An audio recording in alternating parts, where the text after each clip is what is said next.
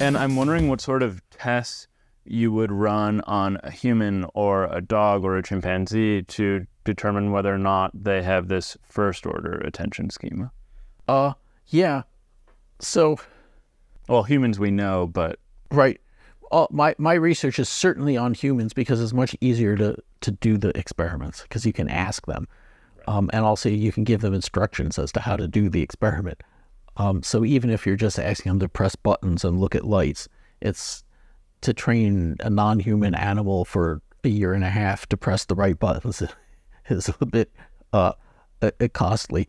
To tell a person in 30 seconds, that's easy. So my lab focuses on humans, but in principle, the same things could be done.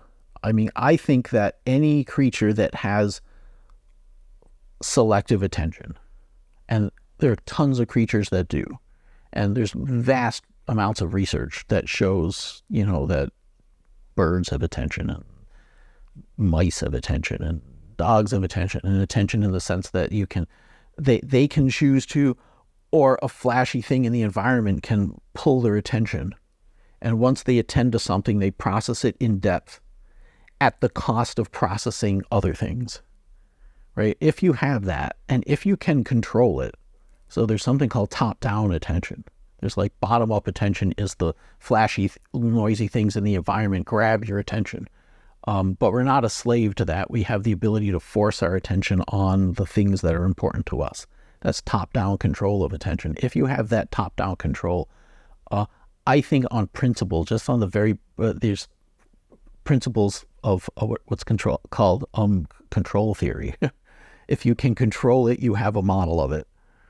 Because you need a model, you need to predict it, and you need to monitor it in order to control it, whatever it is. So I think that any animal with top-down control over its own attention has a model of attention, has a very basic, reflexive, built-in, I guess, what you mean by a first-order model of attention. That's what I would guess.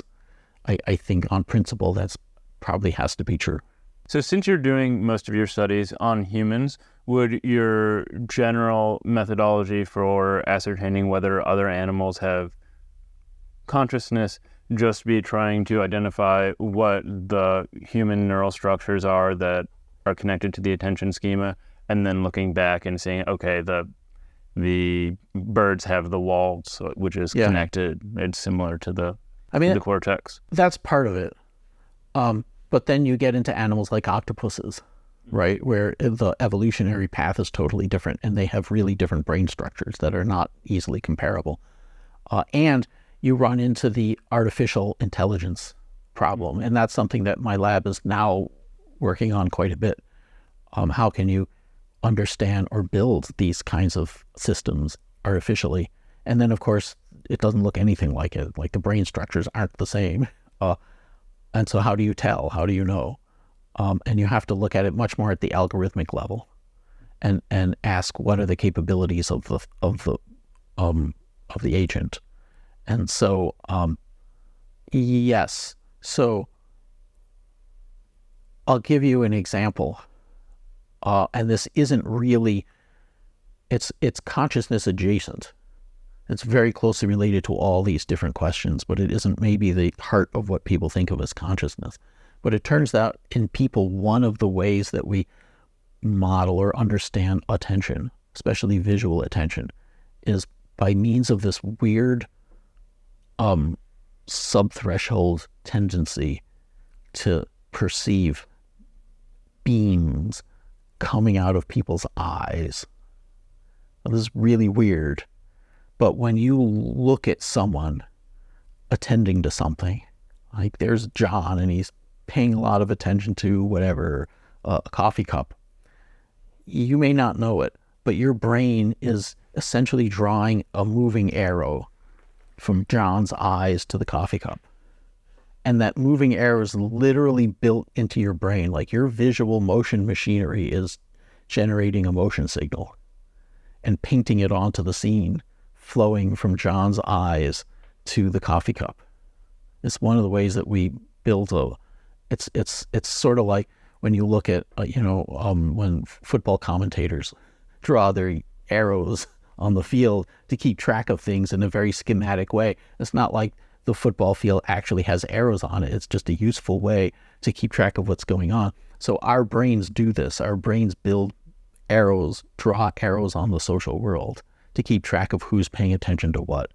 And we do this, we all do this. And we do this at a very sub-threshold level.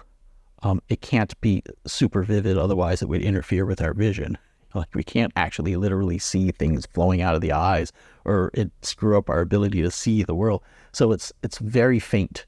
It's very sub-threshold, it's very faint, but it's there. And we can show that. We can show that in a lot of different ways. I mean, one of the easy ways is to put someone in a scanner and show them a picture of John looking at the coffee cup, and sure enough, the visual motion areas light up as though there's something flowing from one to the other. Right? That's an easy way to do it. There are other ways to do it. So if you stare long enough at John looking at the coffee cup, then you develop a motion after effect in the in-between area. The motion after effect, like the waterfall effect. You see water flowing one direction, and then you look at something stationary and it looks like it's drifting the other direction. That's a motion adaptation effect. You can generate a motion adaptation effect by looking at other people gazing at things, because our brains are busy drawing these moving arrows on other people, on trying to understand the social world. And so this is weird, but it's convenient. It makes evolutionary sense because it makes it easier to keep track of our social world. And it might explain culturally why there's this huge amount of kind of cultural belief in things like beams coming out of the eyes and evil eyes, and you can feel someone stare poking the back of your neck.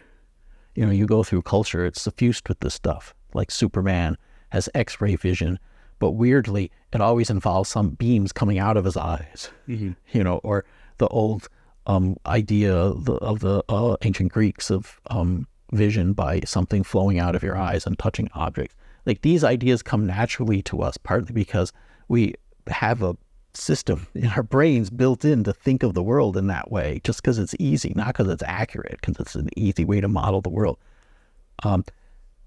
I think it plays into traditional concepts of consciousness as a energy-like essence inside that can flow out of the body at times. I think it's part and parcel of that larger set of beliefs. But here's the thing. Now that we know people have this, and we can measure this in people, even though you may not know it, we put you through these experiments, we'll find it in you.